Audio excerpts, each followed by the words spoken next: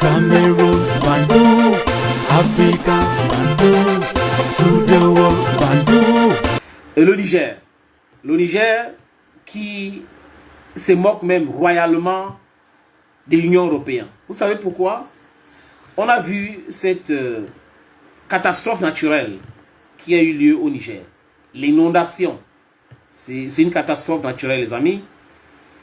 Et il y a beaucoup de pays, surtout les pays de l'AES, qui sont venus en aide au Niger, et les pays amis ont aidé les Nigériens.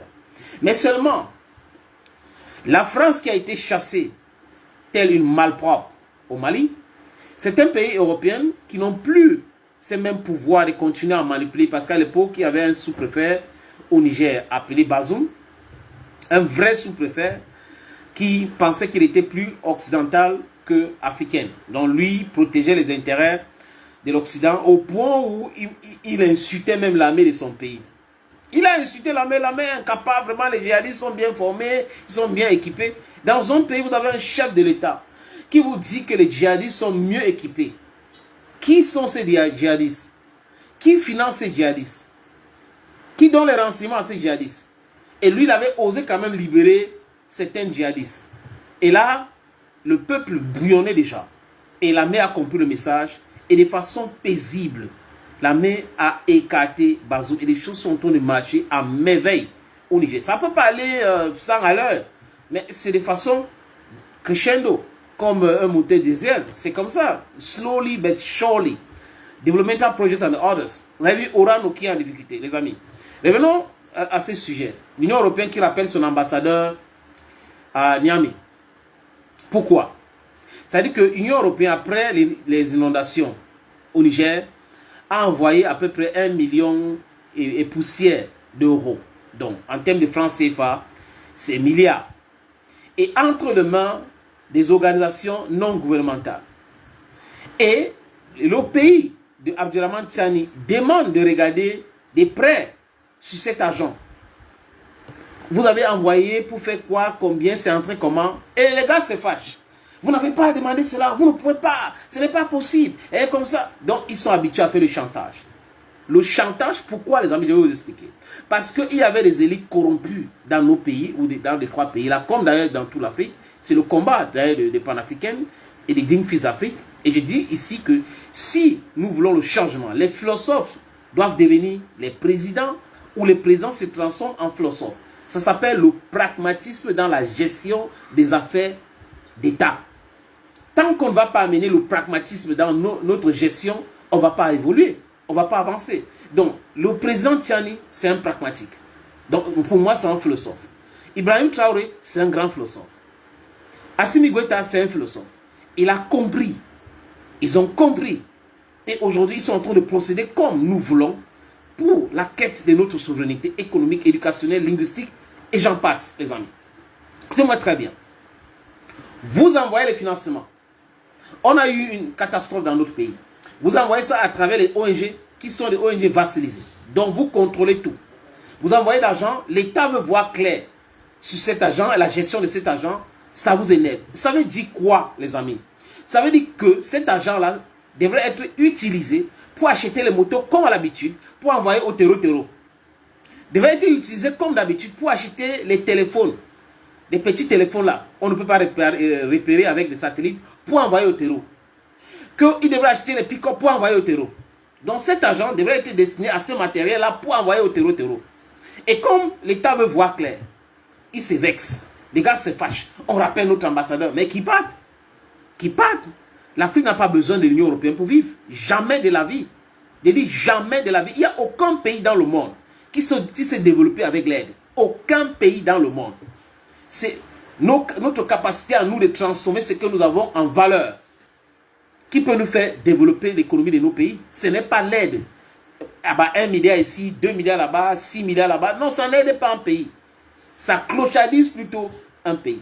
Et je dis encore, les amis, j'insiste que cet argent qu'ils envoient, ça finit entre les poches de corrompus. Donc, un État qui veut voir clair sur le financement. Vous vous imaginez qu'il y a un problème aux États-Unis. Et un pays finance une ONG américaine. C'est pas possible. C'est pas possible. Il y a eu beaucoup de catastrophes aux États-Unis, mais aucun pays ne finance. Les États-Unis règlent l'affaire. Même en Europe, il n'y a pas de financement qui vient d'ailleurs. Ils contrôlent tout ce qui concerne les finances. Les gars contrôlent. Parce qu'ils ne veulent pas les histoires de l'insécurité et le blanchiment d'argent.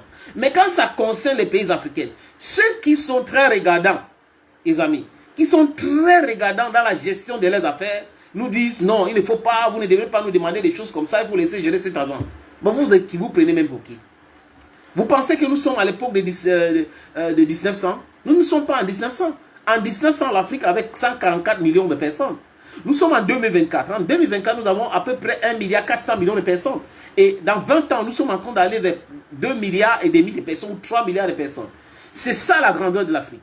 Donc vous ne pouvez pas prétendre protéger vos intérêts chez vous et vous demander aux pays africains de ne pas protéger les intérêts, de vous laisser faire. Oh, le terrain est libre, nous avons donné cet argent, on va donner ça aux ONG, les ONG vont gérer. Non, les ONG ne le gèrent pas comme ça. C'est ceux qui donnent. Donc l'Union européenne gère cet argent avec les ONG et les Africains qui sont des traites généralement, qui vont utiliser cet argent pour créer des problèmes de l'insécurité dans le pays. Donc Abdourahmane Tchiani et le gouvernement nigérien, dont le CNSP, ont entièrement raison. Donc que ces gars-là partent.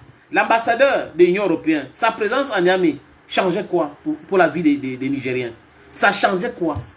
L'Union européenne a changé quoi? La France qui a colonisé le Niger depuis des lustres, les amis, a passé son temps à piller, à spolier. Mais le Niger n'a jamais... C'est-à-dire que même l'avancement électrique, l'électricité n'est pas là. Mais ils ont l'or jaune, donc ce qu'on appelle l'uranium. Et les gars traitent ça, ils vendent ailleurs. Et vous avez un gars qui vient vous dire que non, la France, vraiment, l'uranium du Niger n'intéresse pas la France beaucoup. Ils achètent à Azerbaïdjan. Il faut qu'ils se partent acheter à Azerbaïdjan maintenant. Pourquoi ils se plaignent? Pourquoi les Américains se plaignent? Pourquoi tout le monde se plaint? Donc ils sont là, ils mélangent tout. Oh, c'est l'Union européenne, l'Union européenne. Même l'Union africaine doit arrêter de se faire financer par l'Union européenne. Les pays africains devraient cotiser pour le financement de l'Union européenne. La main qui finance, c'est cette main qui dirige. Parce que entre pays, c'est ce que De Gaulle avait dit, et dans les écoles de diplôme est clair.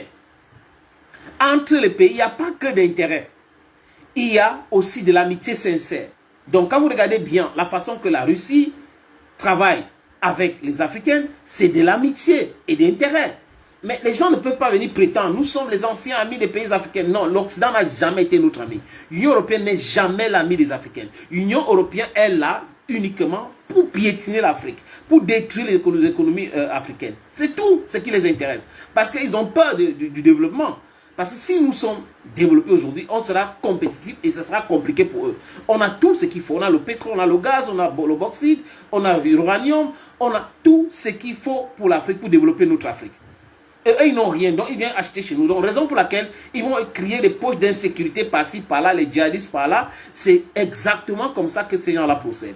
Et nous devons savoir choisir nos amis aujourd'hui. Ce n'est pas les amis imposés. On est les amis des Africains. Nous sommes les amis de longue date. Non, non, non.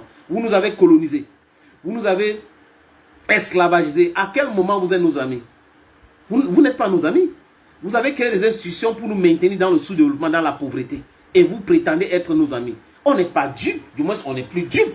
La jeunesse actuelle est vraiment très informée. Très bien informée, les amis. Ce n'est pas comme hier, où il manquait quelques détails. Les amis, aujourd'hui, nous avons toutes ces informations-là. We have all the necessary information. We know how to look for this information and we know how to analyze this information because we went to school like them. But the difference between us and them is that we know our education, we know our history, they don't know our history, the true history of Africa, and they don't know us, and that we should understand these things. Africa is for Africans, and we are not sidelining anybody, ostracizing anybody. We are there to work with all and sundry. But you should just respect us. Il faut nous respecter. C'est clair, c'est simple. Respecter les Africains. Hein?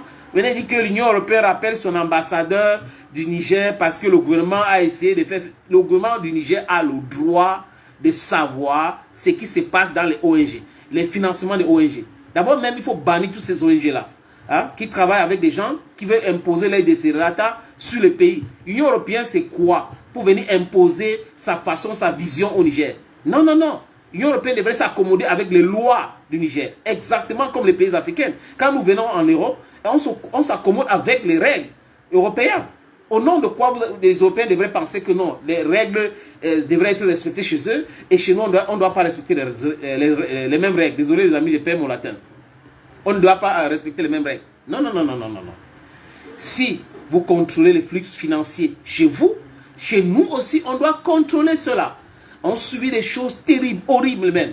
Le terrorisme, l'insécurité, le banditisme, tout ça orchestré par vous et vous voulez venir nous imposer des choses. It's not possible today. Not possible today, les amis. It is not at all possible.